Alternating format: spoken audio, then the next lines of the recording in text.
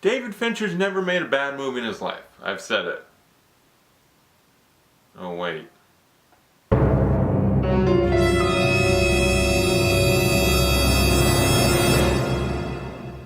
I guess he made one bad movie.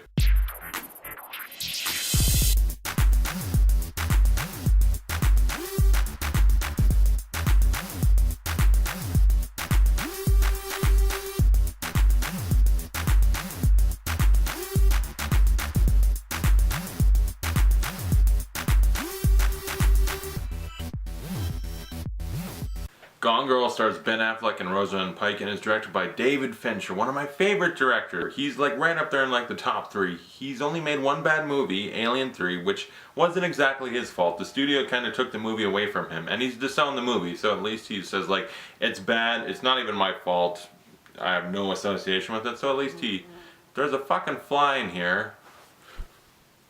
Don't you start now. There's a fly in here. I'm gonna snap, because if it gets on the camera lens or something, seriously, this is like that Breaking Bad episode. Anyway, David Fincher, this is his newest movie. Ben Affleck, his wife goes missing, Rosamund Pike, no one knows what happened. They're starting to look at Ben Affleck's character like, did he do it? Is he a murderer? Did he kill her and hide the body? What happened? The media is starting to really come down on Ben Affleck and portray him as a killer, even though he may or may not be innocent. And it's this big mystery. There's twists and turns. Ben Affleck only gets credit lately, it seems, for his direction, because it's like Gone Baby Gone, The Town, and Argo, all fantastically directed. But he also, in all the movies he's acted in lately, since like Hollywoodland, since then he's been giving great performances. And even before that, you know, like Mallrats, Chasing Amy, he was the bomb in Phantoms. But he gives a really good performance in this movie. This is one of his best performances. He's so good, and it has this guy that, for the first half, you're like, is he guilty, is he not, I wonder. He kind of plays that line. And the other half of the movie, he's also very, very good. He's so good in this movie, and he probably won't get any like Oscar nods or anything, because unfortunately he's kind of overshadowed by the other performance that's equally as good, if not way better.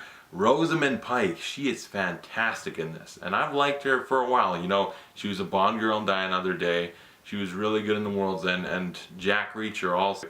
She is so good. She gives definitely an Oscar-worthy performance, and that's what everyone's saying because it's true. And the story's also very good. It's based on a book, and I like it how it plays out in the movie. It plays out really good. It's very interesting, intricately detailed, and how you're not sure where it's going. And when it starts flipping things on its head and taking all these twists and turns, you're just sucked into the movie. The end, I can see how some people it would bother, like, I wanted something else other than that, because some people just want like the most happy ending ever, and this one's kind of that, kind of not. But the highlight for any Fincher movie is his direction, his style that he brings to it, his cinematography, his editing, his direction. He is a master. The cinematography in all his movies are perfect. His direction, the style of it, and the, what is the technically, saturation or color palette? It's saturated in a way where it's either, like in this movie specifically, a lot of very deep blues, and if it's not that, it's, as in Fight Club 7 and some of his other movies, pretty much all of them, a lot of brownish. And there's something about that. In a Fincher movie, it looks fantastic, and it really fits all his movies that he uses it in. And it's just really nice to look at. And it helps, just like, that's a Fincher movie, you see in all of them. He's got such a distinct style, and it works really well for all his movies. I love it. I love the style, and also love his choice of music. So a frequent collaborator with Trent Reznor and Atticus Ross for his music. You know, The Social Network and Girl with the Dragon Tattoo, and now this.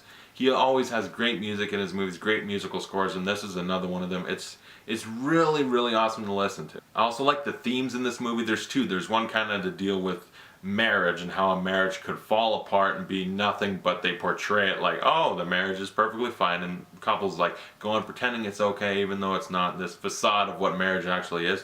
I like that, and it ties in with the movie really nicely. And also like the one about the media and how the media can portray anything however they want and kind of skew a public image on it, because Ben Affleck can be portrayed as, oh, look at this sociopath, and he might not even be guilty. He might be an innocent guy, but the media and all these buffoons in the media are just like, he's a psycho, he did it, and how the media can just screw everything up and is not right half the time, even though it's on TV and people just think, it's on TV, it's gotta be true. The co-stars in the movie are also really good. Ben Affleck's twin sister in the movie, I forget the actress's name, the main cops, everyone's really good. You know, Neil Patrick Harris, I wasn't sure about him, he was really good. Tyler Perry, I was really not sure about him. He's Ben Affleck's lawyer in the movie. He's really good. When he's not dressing up in drag or being in a movie that's horribly written like Alex Cross, he gives good performances. I would give Gone Girl, I was thinking about it, because it's not necessarily David Fincher's best. It's not as intricately written, and an even more extent like something like Fight Club or some of his other movies, but it is so well written, acted, directed, everything, just like his best. So it's up there with his best. It's just not necessarily his all-time greatest, but it is so, so good. I'd give Gone Girl an A. I really, really enjoy this movie. I'm trying to decide whether or not to do a spoiler review because of the ending and everything. I think I will because I do want to talk about it. Comment below, tell me what you guys thought of Gone Girl, and thanks for watching. I'll see you guys later.